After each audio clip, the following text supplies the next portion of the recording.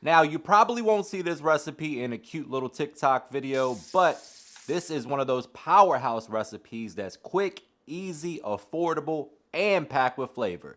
This is my version of chicken piccata. Meet me in the kitchen, let's make it happen. All right, people, let's get the party started with some chicken breasts.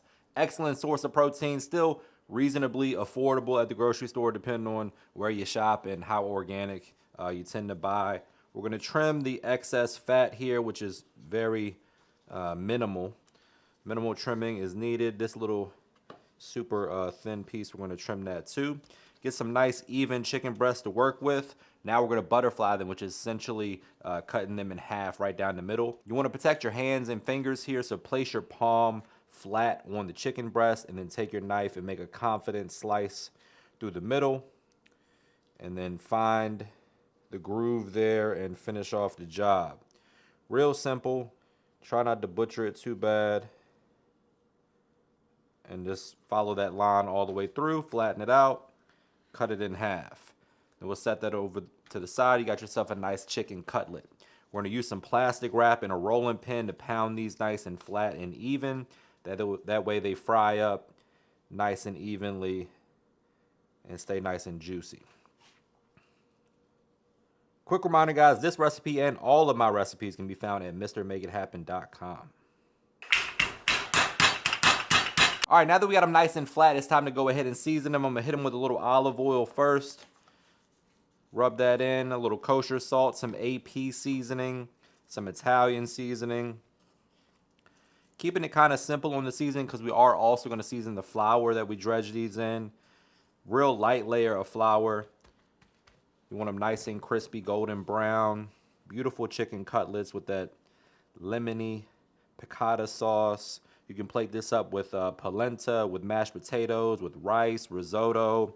Today we're using some thin spaghetti, my wife's favorite, so that's what we're going with. A little Italian seasoning. Season both sides and set them aside. And this episode is sponsored by David Protein. All right, guys, let's talk about protein for a second, because for a long time, I struggled to find a protein bar that actually tastes good and fits my nutrition goals. That's why I've been keeping David around for a while now. What makes David different is the macro profile. Each bar has 28 grams of protein, only 150 calories, and 0 grams of sugar.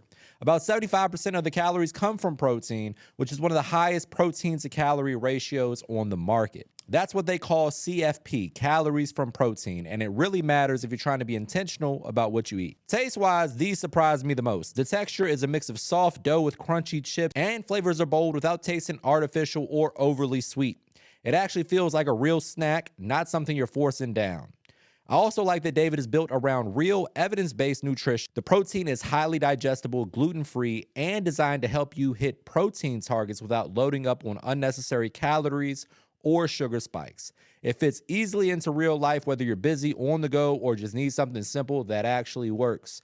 Right now, David is offering my viewers a special deal. If you order 4 cartons, you get your 5th carton for free when you use my link or scan the QR code on the screen. And if you don't want to wait, you can actually find David at places like Target, Walmart, Kroger, Publix, and plenty of other retailers. If you're looking for a smart protein-forward snack that actually delivers and tastes great, give David a try. Next up, we're gonna prep our produce. Very minimal items here. We got shallot, we got garlic, we got capers, we got parsley. Real simple pantry staples, things that most people probably have in their house already.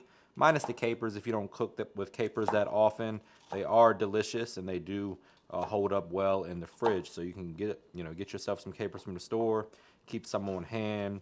They're great in things like tartar sauce, different salad dressings.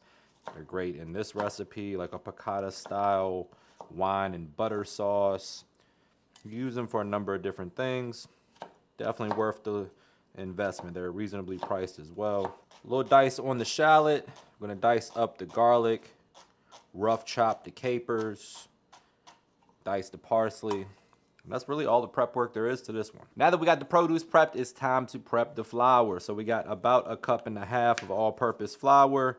Going in with some AP seasoning, which is an all-purpose blend of salt, pepper, garlic, onion powder, things of that nature. If you haven't tried it yet, you can get it on my website. Also going in with a teaspoon or so, just a pinch of chicken bouillon powder. This is going to enhance the flavor quite a bit. Gonna add a little bit more sodium as well and some MSG. I'm gonna mix this together, and then we're gonna coat our chicken in a nice thin, even layer of this flour and shallow fry it in some olive oil and a little butter.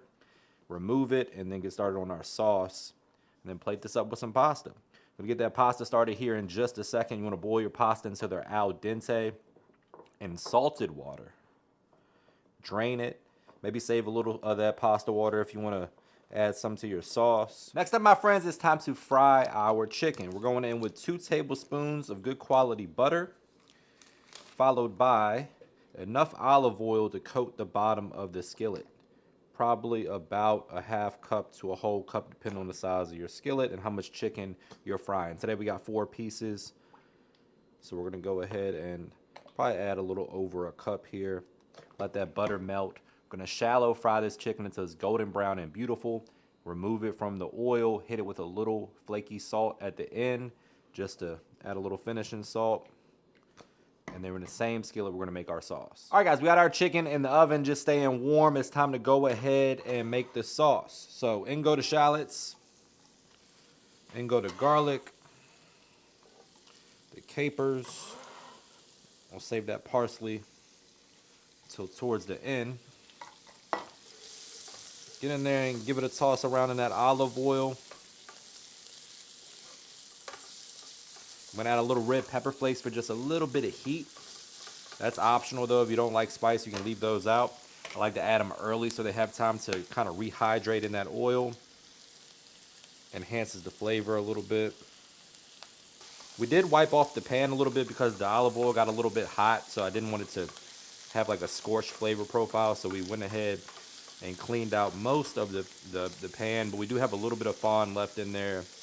We're gonna deglaze with this dry white wine and a little bit of that chicken broth at the end. We're also going to add in that butter at the end as well and emulsify that into the sauce. Add half of that parsley, the wine. All right, so we got the wine in there. We're going to bring that to a boil so the alcohol cooks off. Meanwhile, we're going to season with a little chicken bouillon powder. Some AP seasoning. We already got the red pepper flakes in there. Nice and flavorful. We got that pasta water that's seasoned and starchy as well. We'll add that at the end if needed. But we got this chicken broth that's going in now too. So just want to bring this up to a boil, let it reduce a little bit, season to taste as always, and then finish with butter off the heat.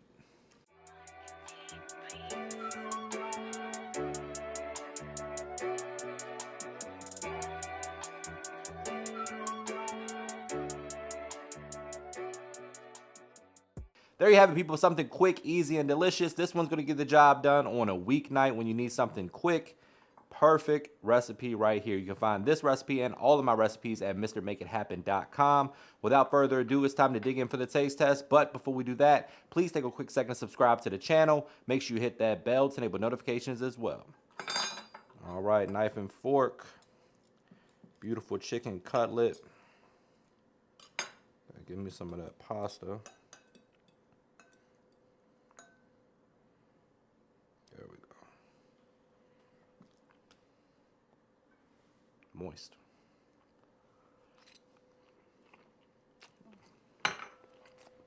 Oh my God. That's dangerous.